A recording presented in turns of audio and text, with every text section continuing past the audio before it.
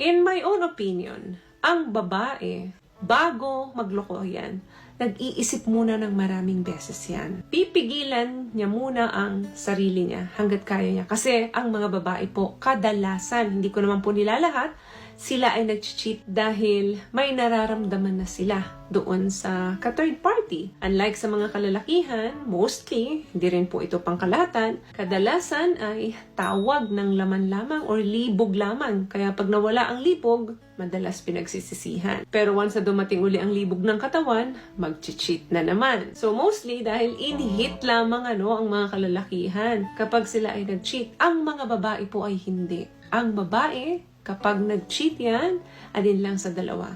Maaring hindi na siya in love sa'yo or in love siya doon sa ka-third party. The moment na pinili ng isang babae, nagbigay na siya ng desisyon